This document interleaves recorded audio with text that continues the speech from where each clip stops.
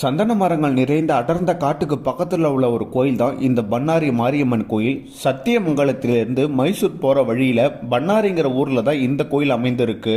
300 ஆண்டுகளுக்கு மேல் பழமையான இந்த கோயிலை ஊர் மக்கள் தான் கட்டியிருக்காங்க. இங்க நடக்கிற தீமிதி திருவிழா உலக புகழ் பெற்றது.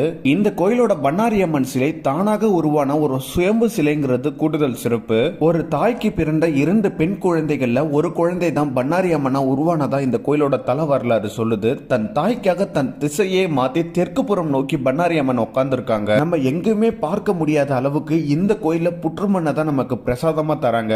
அதாவது விபூதி குங்குமத்துக்கு பதில் புற்றுமண் தான் இங்க நமக்கு தருவாங்க.